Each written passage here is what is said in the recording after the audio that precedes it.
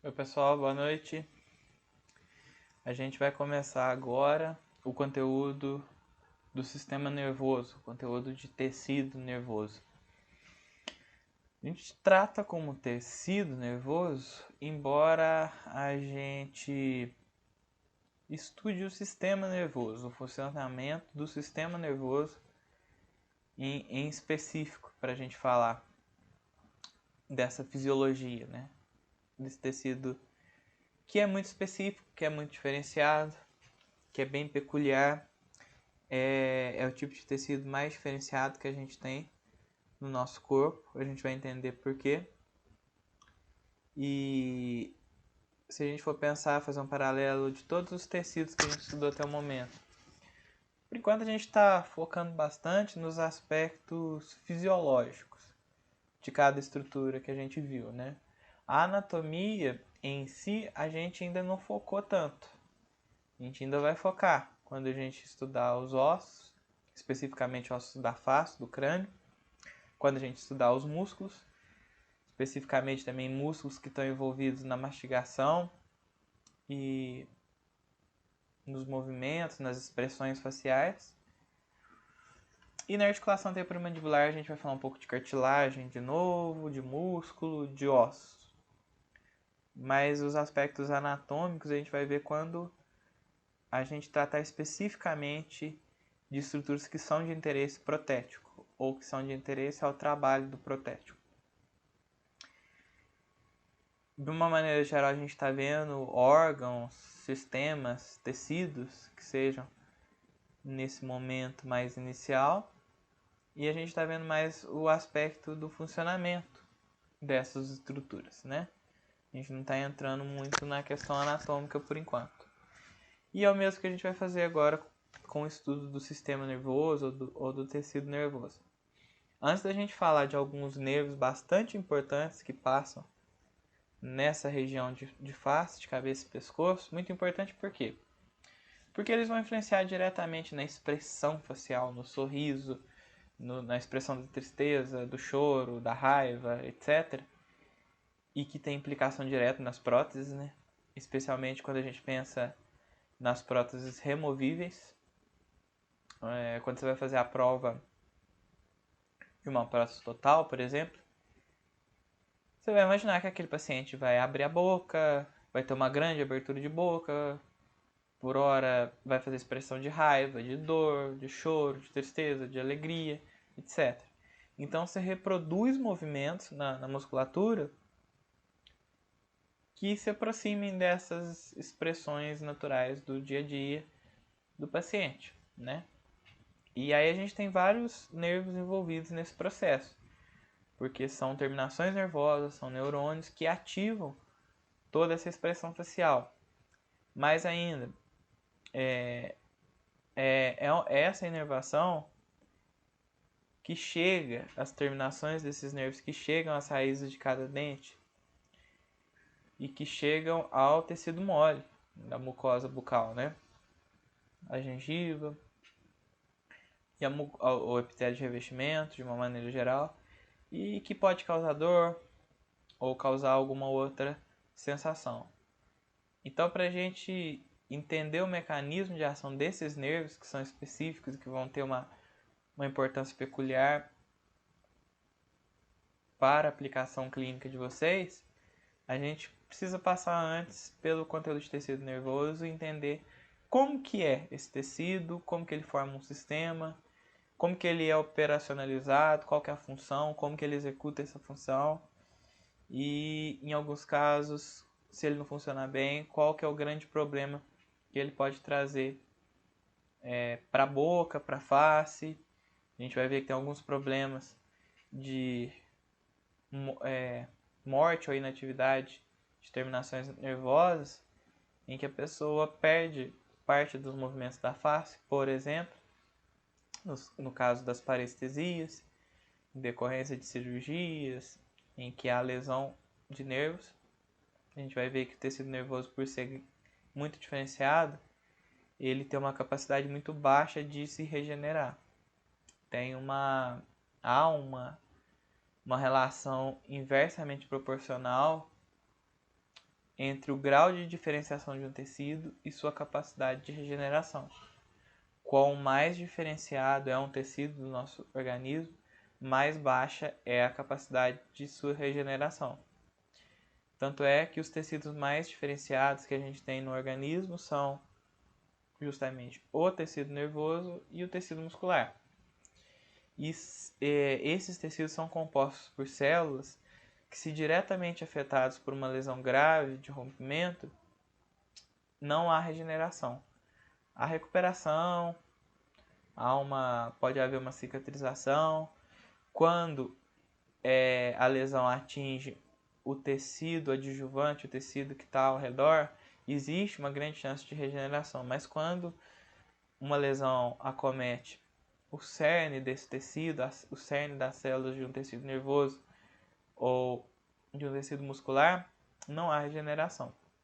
E aí é o que a gente vê, por exemplo, os casos de tetraplegia e por aí vai, né? Em que há um rompimento de estruturas celulares, de estruturas nervosas centrais e que neurônios foram diretamente atingidos no seu corpo celular, não conseguindo fazer a sua regeneração. A consequência é que toda a informação nervosa que passaria daquele ponto adiante, até a extremidade ou até o sistema nervoso central, não é passada mais.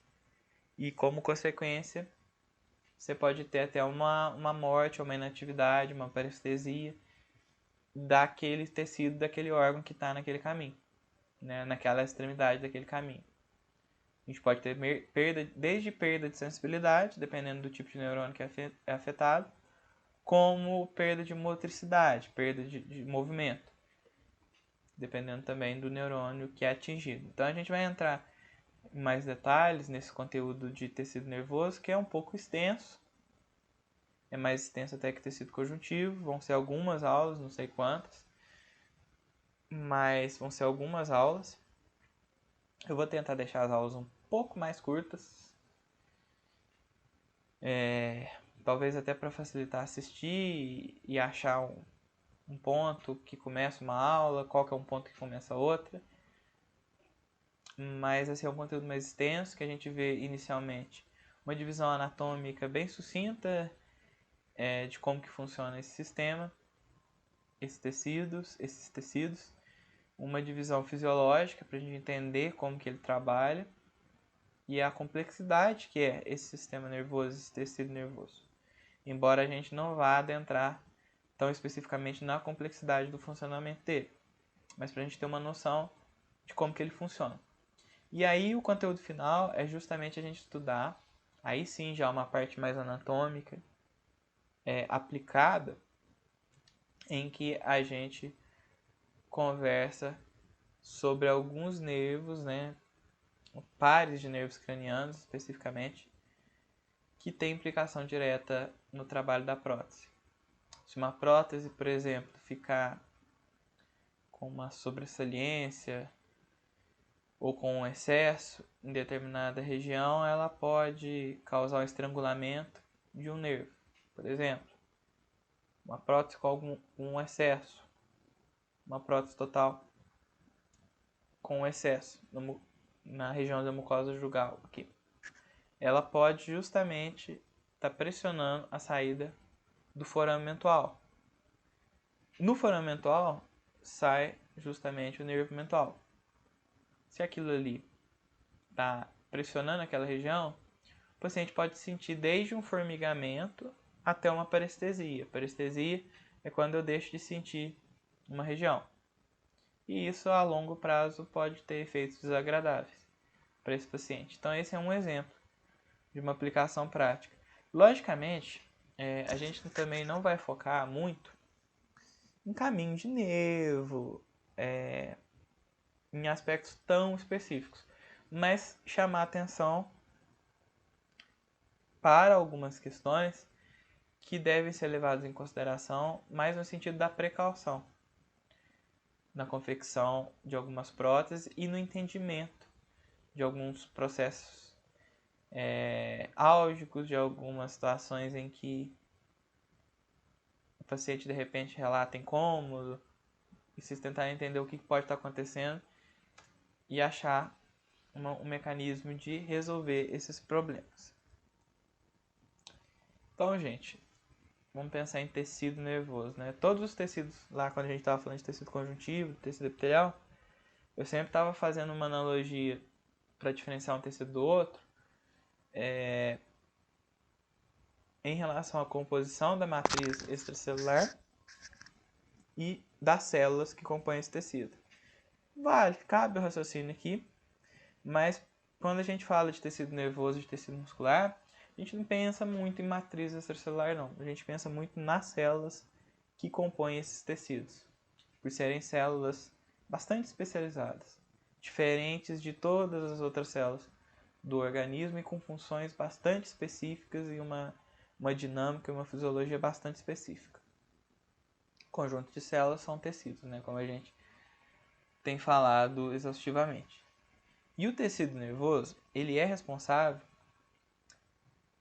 especificamente por gerar e conduzir impulsos nervosos, que nada mais são que impulsos elétricos, cargas elétricas propriamente ditas. São cargas elétricas que são transmitidas de uma célula a outra, de um tecido a outro, de um nervo a um músculo, de um nervo a outro nervo, né, de um neurônio a outro neurônio. Cargas elétricas. E aí, para que essas cargas elétricas elas sejam transmitidas numa intensidade, numa velocidade suficientes para gerarem respostas no tecido receptor desses impulsos, dessas cargas elétricas, para que isso aconteça, eu preciso que tanto essas cargas quanto as células geradoras dessas cargas sejam protegidas e isoladas no ambiente. E aí, para que isso aconteça. E aí eu tenho algumas peculiaridades que caracterizam esse tecido nervoso. Nesse sentido, a gente vai ver que o tecido nervoso ele é composto basicamente por células, as células chamadas neurônios, os famosos neurônios. Mas esses neurônios são células tão especializadas, tão específicas e de dimensões tão antagônicas às outras células do nosso organismo, que a gente vai ver que para um neurônio, às vezes, a gente tem milhares de células auxiliares para manter ele vivo. É como se fosse um rei que precisa de milhares de súditos para atender suas vontades. E é meio que isso mesmo. Que ele é o protagonista. O neurônio está ali como protagonista. Então, o tecido nervoso, da qual o neurônio faz parte, a gente vai ver sobre ele mais adiante, ele é o tecido que é responsável por gerar essas cargas elétricas, por algumas alterações de potencial que a gente gera no citoplasma, com participação principalmente de sódio, cálcio e potássio nesse processo. Isso gera uma alteração de potencial elétrico, gera uma carga elétrica. E aí, o tecido nervoso, pela composição das suas células, a gente vai ver que tem uma facilitação, como por exemplo a bainha de mielina, que é uma camada de gordura e isola do restante do ambiente e garante que aquele potencial elétrico seja mantido constante para haver a transmissão elétrica. Então, o tecido que é responsável por gerar e conduzir esses impulsos. A gente vai ver como daqui a pouco. Eu coloquei aqui que é um dos tecidos mais especializados, mas na verdade é o tecido mais especializado que a gente tem no organismo. E o que significa dizer que é um tecido especializado, super especializado, ou diferenciado, ou super diferenciado? O que eu quero dizer com isso? Vamos pensar os dois extremos. A célula menos diferenciada, menos especializada que a gente tem, é uma célula tronco embrionária. Por quê? Ela não é especializada em nada. É uma célula amorfa, é uma célula que tem a capacidade de se diferenciar em qualquer célula do organismo, mas ela não executa função nenhuma, porque ela não se especializou em nada. Ela tem o potencial de executar tudo, mas ela não executa nada. É um pouco contraproducente essa informação, né? Mas é isso. Uma célula que não é nada diferenciada, ela tem o potencial de fazer qualquer coisa, mas ela não faz nada. Porque ela não se especializou, ela não reuniu os atributos para executar. Uma célula tronco embrionária é o exemplo mais extremo de célula não diferenciada. No outro extremo, a gente tem justamente os neurônios, e as células musculares, que são as células mais especializadas que a gente tem no nosso organismo. Qual que é a grande vantagem? Elas cumprem funções muito específicas, muito restritas, mas com uma eficiência muito grande. Qual que é a desvantagem? Por serem células bastante especializadas, elas são geradas com a formação do indivíduo, quando ainda é embrião. E aí, quando o indivíduo nasce, cresce e evolui, na verdade elas estão só crescendo, só se remodelando, mas elas não formam de novo durante a vida adulta ou mesmo durante a infância. Por quê? Porque elas são tão especializadas que elas vieram de células tronco embrionárias. A gente não tem célula tronco embrionária na vida adulta ou depois que a gente nasce, só no cordão umbilical. Então, o nosso organismo, depois de formado, depois que já se é um bebê, por exemplo, ele não tem a capacidade de regenerar um neurônio, de regenerar uma célula muscular. Então, essa é a desvantagem das células super especializadas. Uma vez lesadas diretamente, elas estão perdidas. A gente não tem reprodução de neurônios na vida adulta, embora a gente tenha reprodução de sinapses. A gente vai ver sobre isso na vida adulta.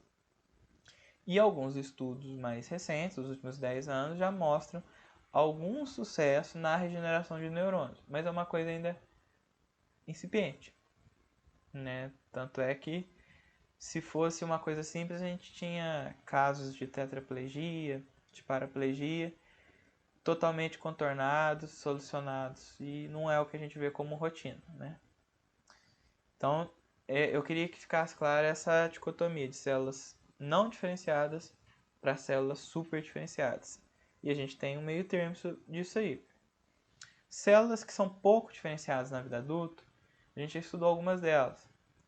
As células lá que formam o tecido conjuntivo, propriamente dito, por exemplo, os fibroblastos, que formam as fibras, são células que são pouco diferenciadas. Elas têm um papel importante pelo seguinte, além de cumprir sua função, logicamente. Quando eu leso um músculo e quando eu leso um nervo e eu atinjo um neurônio, e eu estou dizendo que neurônio e célula muscular são super especializadas e que não se regeneram, não se reproduzem, não sofrem mitose na vida adulta, bom, se ela não regenera e eu tive uma ruptura, o que eu vou fazer? Aquela função pode ser extremamente prejudicada, a função que aquele neurônio é executado. Porém, o organismo preenche aquele espaço que foi lesado. Ele preenche com um outro tecido. A gente volta lá naquele conteúdo de cicatrização e aquela diferença entre cicatrização e regeneração. Vocês lembram? Quando o organismo não consegue substituir o tecido lesado pelo tecido de mesma origem do original, ótimo, né? Eu digo que eu tenho uma cicatrização. Quando o tecido original é substituído por um tecido de mesma origem, numa lesão, eu digo que eu tenho uma regeneração, sem prejuízo nenhum. Na cicatrização eu tenho grande prejuízo, porque eu não substituo o tecido lesado por um tecido igual ao tecido anterior. Então, consequentemente, a função daquele tecido não é a mesma. E é o que acontece, por exemplo, quando a gente tem lesão de alguns neurônios ou de células musculares. O tecido que substitui essas células super especializadas, quem são essas? Células musculares e neurônios? Geralmente são fibroblastos. Então aquele tecido passa a ser fibrosado. São fibras ali, colágeno, fibras reticulares, que substituem aquele músculo, que substituem aquele neurônio. Por quê? Porque são células pouco diferenciadas. Essas células, esses fibroblastos. Eles vão substituir aquele tecido, mas, obviamente, a função daquele tecido não seria mais a mesma, né? Vamos pensar num tecido muscular. Você perdeu massa muscular diante de uma lesão e não em todos os casos, não em todas as lesões, gente. Isso aí vai ficar mais claro. Estou falando de lesões gravíssimas. E aquele tecido muscular ali, ele foi substituído por uma fibra. Fibra tem contratibilidade? contratilidade, que é característica de um tecido muscular? Não tem. Então, aquele músculo específico, ele perde muito em contratilidade naquela porção em que se perdeu tecido muscular. Vamos pensar no tecido nervoso. O neurônio que foi rompido. A gente tem neurônios aos milhares. Mas se eu romper alguns neurônios e substituir aquelas células por fibra, por tecido fibroso, o impulso elétrico vai passar adequadamente naquela região? Não. Se eu romper todos os neurônios, não vai passar impulso elétrico nenhum. E aí, aquela região fica uma região adormecida, sem sensibilidade ou sem resposta motora. Mas se eu romper alguns neurônios, pode ser que eu ainda tenha alguma transmissão elétrica ali e eu passe alguma carga elétrica. Se eu passo alguma carga elétrica, provavelmente ela é reduzida, porque eu tive substituição por fibra, né? Que fibra não transmite corrente elétrica. Transmite corrente elétrica só neurônio. E aí eu tenho uma atividade elétrica ali prejudicada. Passa menos corrente que eu preciso, passa uma velocidade menor que eu preciso. Mas é o que acontece. Então, eu estou usando esse exemplo, essa historinha aí, para mostrar esse antagonismo. De um lado, células pouco diferenciadas, como as células tronco, os fibroblastos, que originam o tecido conjuntivo, fibroso, e de um outro lado, células super diferenciadas, como neurônios e músculos, células musculares. Porém, quando essas células especializadas sofrem uma lesão, não é possível acontecer a regeneração. E aí entra o papel da cicatrização feita por células de tecido conjuntivo fibroso, que são pouco diferenciadas, em antagonismo às originais, né? Músculo e neurônios que eram super diferenciados. Certo? Prejuízo de função nessa regeneração, nessa cicatrização, porque essas células que vão substituir o tecido lesado não terão a mesma função, a mesma capacidade que as suas predecessoras. Então, é essa que é a implicação de se dizer que as células neuronais, as células do tecido nervoso, são as células mais especializadas do nosso organismo. Eu estou dizendo que elas são super especializadas, que elas cumprem uma função bastante específica, mas a desvantagem é que, se lesadas, se perdidas, elas não são recuperáveis. As células ao redor dela, sim, mas elas em si não. A gente vai ver isso quando a gente estiver estudando algumas outras células. E qual que é o papel principal, qual que é a função principal desse tecido nervoso? Basicamente é regular todos os processos orgânicos, ou seja, todas as reações que a gente tem no nosso organismo. Desde processos voluntários até involuntários. Aqui tem um elenco, né, dessas ações, dessa fisiologia. E aí qual que é a importância? A gente tem basicamente dois mecanismos de controle das ações e reações do nosso organismo. Uma que é neuronal, via tecido nervoso, via corrente elétrica, e outra que é via hormonal. Os hormônios controlam também as atividades do nosso organismo. Os dois, a ação hormonal e a ação neuronal, têm funções complementares. Cada um tem sua importância. O nosso sistema endócrino, né, responsável aí por essas ações hormonais, dizendo respeito a essa porção de regulação, eles são responsáveis por regulação a longo prazo, médio e longo prazo, no equilíbrio. O hormônio ele vai atingindo uma concentração ideal no sangue ou mesmo no tecido em que ele age, e ao atingir essa concentração ele gera uma ação. Exemplo, vamos pensar no próprio ciclo menstrual, em que eu tenho como dois atores protagonistas o estrógeno e a progesterona, dois hormônios. Num ciclo de 28 dias eu tenho uma inversão, em que o estrógeno vai aumentando e a progesterona vai abaixando os níveis de concentração dela no sangue. Então é uma ação lenta. É uma regulação daquele ciclo, do que está envolvido naquele ciclo, mas é lento, é a longo prazo.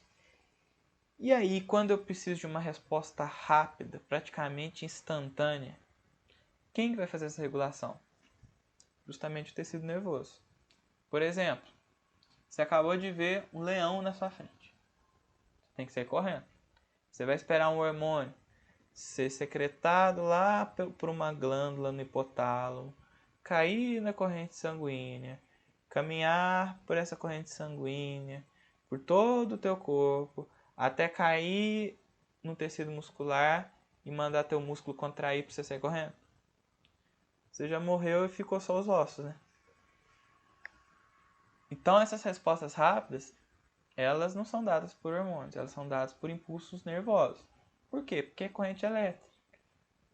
Se você colocar o dedo na tomada, não dá um segundo para você sentir aquele choque lá no teu pé. É rápido. Um segundo não, fração de segundo. É uma prova que a corrente elétrica ela é super rápida. Ela tendo meio para se propagar, ela é rápida. São elétrons, rapidamente geram aquela alteração de potencial de membrana, se transmite rapidamente. Então, essa é a função principal, o papel principal do tecido nervoso.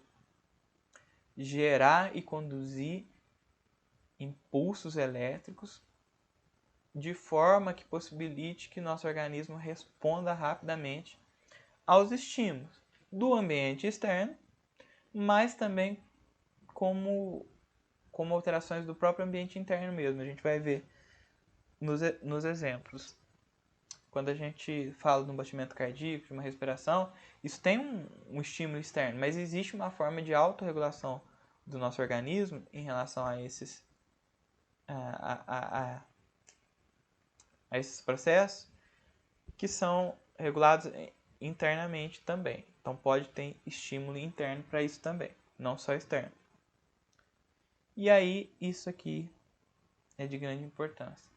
Todo tecido vivo é inervado, ou seja, todo tecido vivo ele recebe nem que seja uma terminação de um tecido nervoso. Quer ver um exemplo? Quando a gente estava estudando o tecido epitelial. O tecido epitelial ele recebia ali um prolongamento abaixo da sua camada basal, né? Na verdade o tecido conjuntivo é que recebia o prolongamento de um tecido nervoso, de um neurônio. Na verdade de um nervo ali. Por quê? Porque todo tecido tem que ter a capacidade de receber a resposta vinda do cérebro, do sistema nervoso central, vinda de um estímulo interno, mas também tem que ter a capacidade de ser sensível ao ambiente externo. Então todo tecido é inervado. Nem todo tecido do nosso organismo ele vai ter essa capacidade dupla. A gente vai ver de sentir o ambiente externo ou até interno mesmo e responder a ele. Alguns têm a capacidade só de responder, outros só de sentir e alguns têm essa capacidade dupla. Mas fato é que pelo menos ou sentir ou responder, todo tecido tem a capacidade. Ou seja, se ele tem essa capacidade de sentir ou responder, é porque ele recebe uma terminação nervosa. É porque ele é inervado. Então, gente, pensando nessas questões que eu acabei de colocar, a gente consegue já imaginar para que e como esse sistema nervoso, de uma maneira geral, ele age. Sendo que as funções fundamentais dele são detectar, entender, traduzir, transmitir, analisar e utilizar essas informações geradas por estímulos, que podem ser estímulos externos ou internos, que a gente chama de estímulos sensoriais, porque são sensitivos, a gente chama isso de aferente, a gente vai ver isso. E esses estímulos, quando externos, vamos pensar no externo primeiro, que são mais fáceis da gente imaginar. Esses estímulos, eles são o quê? O que estimula alguma reação do nosso organismo? Calor, luz, energia mecânica, modificação química, são essas coisas. Se a gente pensar nos nossos 5 sentidos, a gente claramente percebe isso. Luz estimula a nossa visão, né? a luz, a variação de luz, de comprimento daquela onda, elas sensibilizam terminações nervosas presentes na nossa retina e gera toda uma cadeia de resposta, que é traduzida, né, em impulso elétrico. O calor, a temperatura sensibiliza alguns termoreceptores que a gente tem, nada mais são que terminações nervosas sensíveis a variações de temperatura, como se fosse um termostato que a gente tem, espalhado pelo corpo todo, especialmente sobre a pele, e aquilo gera um impulso nervoso. O que mais? Energia mecânica, tato, pressão, e mais uma série de ações mecânicas. A gente consegue perceber isso. Isso é traduzido para o impulso elétrico, que é levado para o sistema nervoso central e que responde de alguma forma. A gente vai ver isso como? Sem falar as modificações químicas. E aí as modificações químicas eu deixo para comentar mais à frente, porque a gente vai ver que, embora a gente faça essa dicotomização em que o sistema endócrino, os hormônios são componentes químicos, né?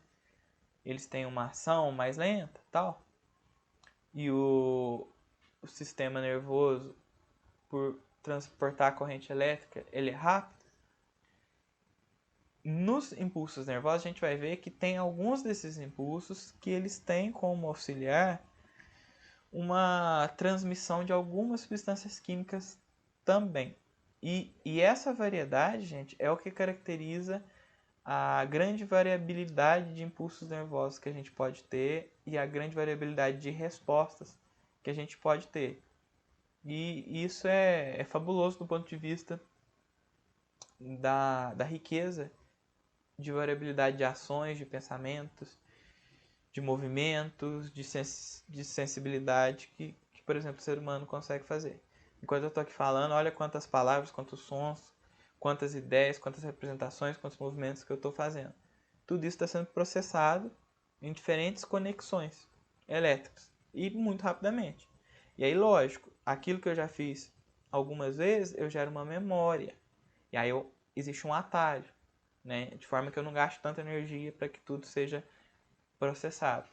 Então, a memória é um processo totalmente ligado a uma criação de um atalho do sistema nervoso.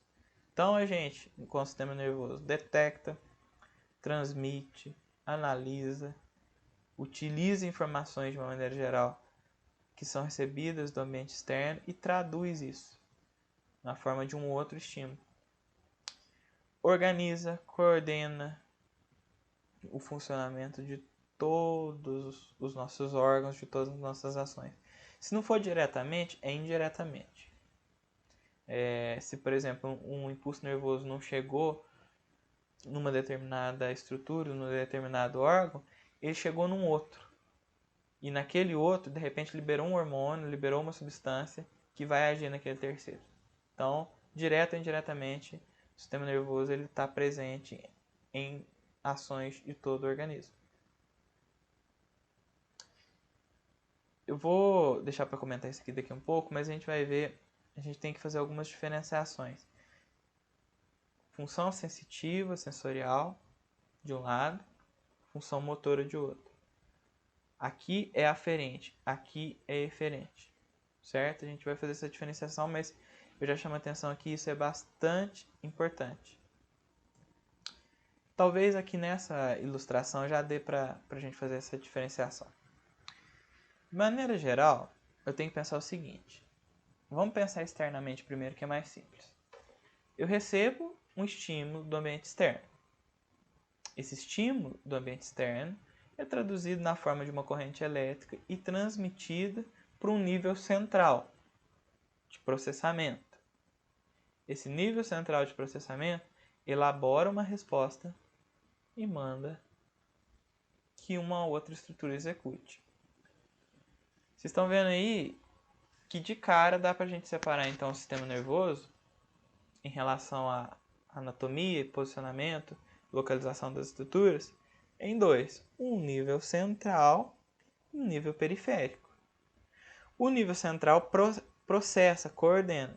O nível periférico, ele pode cumprir dubiamente as funções de receber o estímulo, né? Ser porta de entrada, mas também a função de executar a ação motora. Vamos ver os exemplos? Desse lado de cá, eu tenho a recepção das informações do ambiente. No meio aqui eu tenho o processamento. Do lado de cá, eu tenho a execução. Esse e esse, nesses exemplos aqui, estão em estruturas periféricas. Esse está no centro de todo esse processamento. Então vamos pensar o seguinte, a gente pensa como entradas e como saídas. Seguinte, meio-dia, você está chegando perto de casa, sente o cheiro da comida lá no fogão, você está com fome. Aquele cheiro na sua mucosa olfatória, ele gera um estímulo que é traduzido no estímulo elétrico. Então aqui, vamos pensar que é uma terminação nervosa. Essa terminação nervosa, ao ser sensibilizada, estimulada pelo cheiro daquela comida, gera uma alteração de potencial elétrico, de forma que transmite uma corrente elétrica para um outro neurônio, e esse outro neurônio leva para o cérebro. Rapidamente o cérebro processa aquela informação e faz uma outra descarga elétrica até chegar lá nas suas glândulas salivares. E aí, aquela terminação nervosa que está lá ligada na glândula salivar, ela diz o seguinte: libere saliva, produza saliva, libere saliva. Então, é por isso que quando você está com fome, você sente o cheiro daquela comida, aquela comida te traz uma sensação, aquele cheiro te traz uma sensação agradável, rapidamente você está salivando. É rápido, mas o caminho não é tão simples. Embora seja rápido, não é tão simples, ele é complexo. Ele faz há um caminho aqui de transmissão elétrica que passa por vários neurônios até chegar no nível central, e desse nível central ele chega num ponto em que manda executar uma ação. Vocês conseguem separar aqui o seguinte, ó, nesse exemplo: a recepção de uma informação, o processamento dela e a execução. Na onde eu senti alguma coisa aqui, eu recebi, eu tenho um neurônio aferente ou sensorial. A gente precisa guardar esses dois nomes porque em alguns momentos eles aparecem. Então, aquele neurônio que é responsável por sentir, por receber um estímulo, ele é chamado de aferente ou sensorial. A gente tem um nível central, depois a gente fala dele, e esse nível central manda a informação para o neurônio de saída, um neurônio que vai executar uma ação. No exemplo nosso aqui, executar lá na glândula salivar, fazendo com que haja um aumento tanto da produção quanto da liberação de saliva. Então, esse neurônio que passa uma ordem para a glândula salivar, ele é chamado de neurônio motor ou neurônio eferente. Certo? Então, aferente ou sensorial é aquele neurônio que recebe uma informação, recebe um estímulo de um ambiente. Vamos pensar do ambiente externo. E o eferente ou motor é aquele responsável pela resposta a aquele estímulo. Então, eu já dei o exemplo da mucosa olfatória. Vou dar um outro exemplo que é clássico.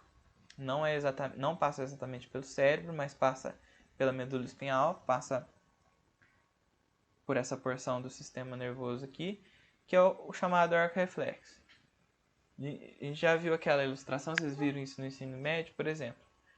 Você senta na mesa de um médico, o médico dá uma martelada no seu joelho e você levanta a perna. Automaticamente. É o arco reflexo. Qual que é o estímulo? A martelada, o estímulo mecânico, de pressão.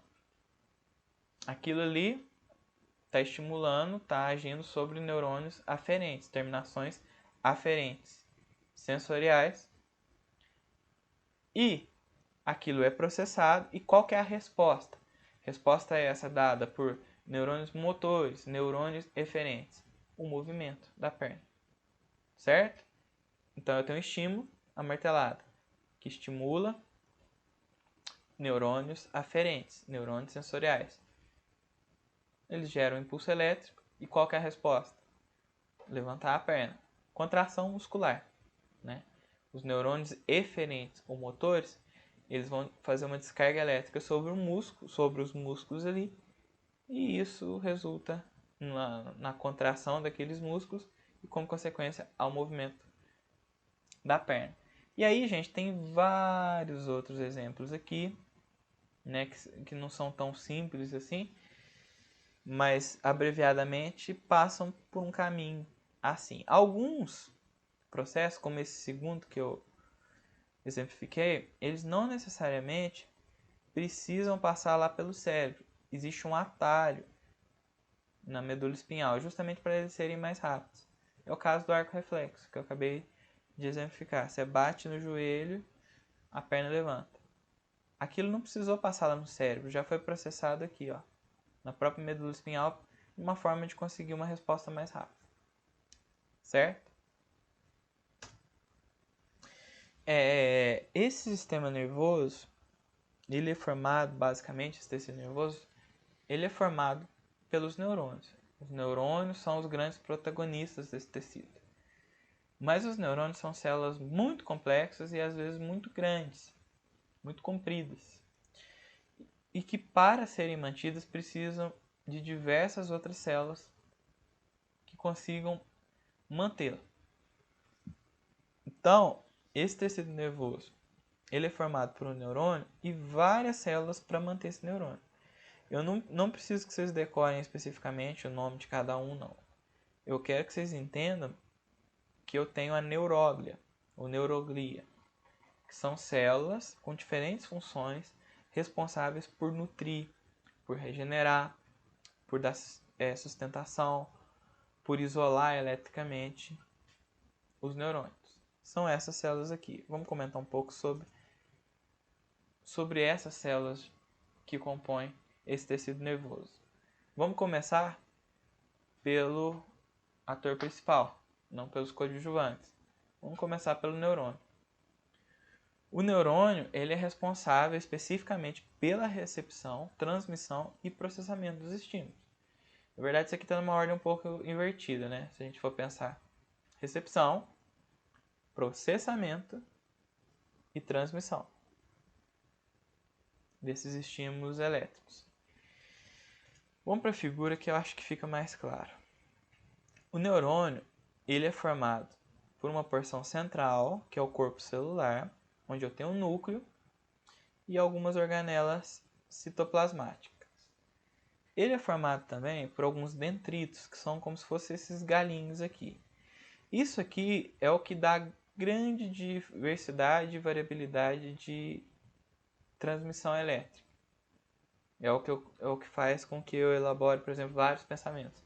Porque isso aqui, ele pode se ligar tanto a vários neurônios, ou quanto ele pode se ligar a um outro neurônio de formas diferentes.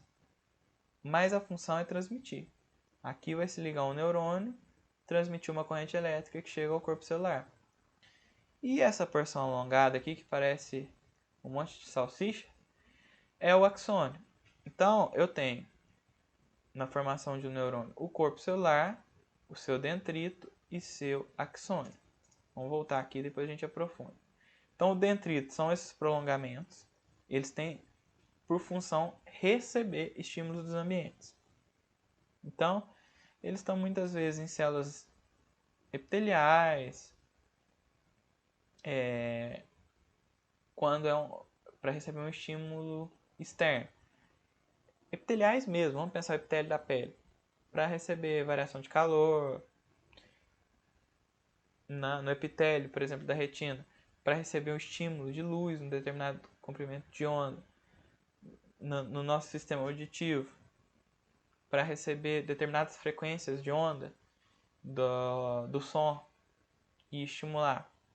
Então, o dendrito recebe esse estímulo Esse estímulo é processado no corpo celular, que é a parte viva, a parte mais importante do neurônio. É a parte que, se lesada, não se recupera. Essa aqui e essa aqui ainda tem chance de recuperar. Essa aqui, se for atingida, não. Por quê? Porque tá a matriz da célula ali, né? Tá o núcleo e boa parte do citoplasma, mas especialmente o núcleo. Então, se a gente lesa essa porção, o processo é praticamente irreversível. Esse corpo celular é o centro trófico, é o centro ativo da célula. É ali que eu tenho atividades, toda a atividade citoplasmática, respiração celular, síntese de substância, quebra de substâncias, empacotamento de substâncias e tudo mais. E o axônio, que aí é um prolongamento, muitas vezes comprido, podendo chegar até 1 metro. É como se fosse aquele fio comprido. Esse prolongamento é o que vai levar a mensagem até o outro neurônio, que vai levar aquele impulso elétrico, que vai carregar aquele impulso elétrico até um outro neurônio. E aí a gente vai ver que ele tem uma proteção. Essa salsicha aqui, esse monte de salsicha aqui não é à toa. É a bainha de mielina. E aí a gente vai ver que a gente tem várias células para manter esse axônio ativo e isolado do ambiente externo. São as células da neuroglia, né, ou da neuróglia, que a gente conversou. Que formam isso aqui, que a gente chama de bainha de mielina, e isola esse neurônio do ambiente, de forma que a carga elétrica consiga ser transmitida. A gente vai ver com mais calma. No momento, o foco é a gente entender o que é o neurônio. O neurônio é formado por um corpo celular, um corpo trófico, parte principal de processamento, de atividade dessa célula, onde eu tenho o núcleo e as principais organelas citoplasmáticas.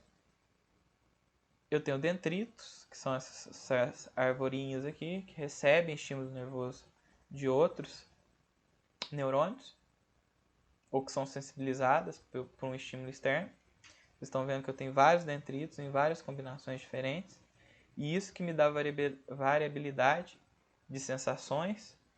Isso que faz, por exemplo, de repente eu sentir mais dor ou menos dor, eu sentir mais cócega ou menos cócega, que eu enxergue algo que é da cor azul claro, outra que é de um azul um pouquinho mais escuro, ou que eu enxergue um vermelho. É a diversidade de estímulos e de ligações que são feitos aqui. E aqui eu tenho o axônio, né? Dada a entrada, um estímulo que foi sensibilizado aqui, processado aqui, ele vai correr por todo o prolongamento axônico na forma de uma corrente elétrica e essa corrente elétrica vai ser transmitida a um outro neurônio, justamente lá nos dendritos, né? Dendrito, corpo celular, axônio. Dendrito, corpo celular, axônio. Dendrito, corpo celular, axônio. Por aí vai. O axônio é a parte mais longa, né? Claramente dá para perceber isso aí. E esse axônio, por ser longo e para que essa corrente elétrica não se dissipe ao longo desse caminho, não perca força ao longo desse caminho, esse axônio tem algumas peculiaridades. E a principal dela é estar envolto por uma camada de gordura, chamada de bainha de mielina. A bainha de mielina ela é formada justamente pelos astrócitos e aquelas células da neuróglia ou da neuroglia. E eu tenho essa bainha de mielina formada como se fossem várias linguiças daquela grande, né, daquela grossa de churrasco. O encontro de um segmento de bainha de mielina com o outro é chamado de nódulo de Javier. Por que eu tenho essas delimitações? Porque quem forma essa bainha de mielina é uma célula da neuróglia, vocês não precisam decorar isso, mas precisam entender quem é neuróglia, que é a célula de Schwann. A célula de Schwann, ela tem um comprimento reduzido e ela é responsável por formar uma pequena porção da bainha de mielina. Outra célula fica responsável por outra parte. E aí, em cada nódulo desse aqui, eu tenho mais outras células que têm outras funções. Os astrócitos, os oligodendritos e por aí vai. Não precisa saber esse nome. Mas que são responsáveis, por exemplo, por nutrir esse neurônio, nutrir esse axônio. A célula de Schwann, ela sintetiza essa camada de gordura para impermeabilizar, para isolar esse axônio do ambiente externo, de forma que aquela corrente elétrica que corre aqui não seja dissipada ou não perca intensidade. Certo? E aí a gente vai ver o seguinte, eu tenho várias possibilidades de dendritos, de ligações desses neurônios, e isso ajuda também a garantir diversidade de respostas e de estímulos. Então olha só, eu tenho alguns tipos de neurônios, olha a complexidade desse dendrito. Olha quão é diferente, por exemplo, desse. Olha um neurônio que se liga na medula espinhal, como que ele é. Que ele tem uma ação motora. Olha um neurônio que se liga, por exemplo, no vaso sanguíneo, como que ele é diferente. Então, dependendo da ação do que um neurônio vai efetuar ou do estímulo que ele vai receber sensorialmente, ele tem uma determinada conformação. Aqui um exemplo. Tem um neurônio bipolar, que ele tem 2 pontos de dendritos. Um multipolar, que tem vários pontos de detrito. E por aí vai. Uma coisa que é importante a gente observar é o seguinte. O impulso elétrico, ele não é bidirecional. Ele é unidirecional. Da mesma forma que a corrente elétrica que a gente tem, ela é unidirecional. Não é possível, por exemplo, no meu computador aqui, eu mandar a corrente elétrica para minha tomada. É o contrário. Da minha tomada, chega a corrente elétrica e vem para cá. Então, essa que é a mesma lógica que acontece no neurônio, certo? Ao redor do neurônio, mais especificamente do axônio, né, a gente tem lá a bainha de mielina, formada pela célula de Schwann. Essa bainha de mielina é uma camada de gordura que tem por função isolar esse axônio do ambiente externo, de forma que o impulso elétrico que caminha pelo axônio, ele não perca intensidade nem se dissipe. Mas eu tenho outras células que têm algumas funções, como nutrição também nesse neurônio. Por ser uma célula complexa, uma célula comprida, é uma célula que tem uma variedade de ações e precisa de um grande aporte energético. Então precisa receber nutrição frequentemente. E aí, por exemplo, quando a gente pensa na ação dos anestésicos, não vamos pensar na anestesia geral não, que ela é mais drástica. Vamos pensar na anestesia local. Aquele nervinho que passa numa região que ramifica em um dente, em parte de gengiva, de tecido mole ali ao redor. Como que eu posso bloquear a ação dele? Alterando alguns fundamentos dos canais de sódio no transporte de cálcio, inibindo, na verdade, o transporte de cálcio por um determinado tempo, de forma que não tenha transmissão elétrica ali. Eu bloqueio a ação do neurônio. Não há transmissão de corrente elétrica. Se houvesse a transmissão de corrente elétrica, ela seria traduzida na forma de dor. Como eu estou bloqueando temporariamente ali, como que eu estou bloqueando? Por ação de uma substância química, do anestésico, um componente químico. Esse componente químico faz com que, enquanto esse componente estiver presente ali, numa concentração boa, ele faz com que aquele impulso elétrico não passe. Então, por um tempo, a pessoa não sente dor. Esse é o mecanismo básico da anestesia. Uma substância química que tem, componente químico que tem capacidade de, enquanto presente naquele tecido, inibir a transmissão elétrica e, consequentemente, inibir a resposta que aquela transmissão elétrica faria, né? Daria, no caso, a dor. Por que ela dura só um tempo? Porque aquela substância química, né, aquele componente químico, ele tem a tendência de ser absorvido, como qualquer substância no organismo. Aquilo vai acabar caindo na corrente sanguínea para depois ser descartado. Então ele vai baixando a concentração naquele tecido, ele vai se dissipando, sendo transmitido, sendo transportado para outros locais, e à medida que ele vai sendo transportado para outros locais, a ação é findada, né? Ele para de bloquear aquela transmissão elétrica, certo? Isso aqui a gente até já começou a conversar, mas eu vou deixar para conversar com mais detalhes na próxima aula. Que nada mais é sinapse, nada mais é que a transmissão elétrica de um neurônio para outro, ou então de um neurônio para um músculo, por exemplo. A gente vai ver que tem alguns tipos de sinapse, algumas que são mais rápidas, que são as elétricas, e algumas que não são tão rápidas, mas conferem variabilidade de respostas e de estímulos às sinapses, que são as sinapses químicas. Certo, gente? Aí a gente conversa sobre isso na próxima aula.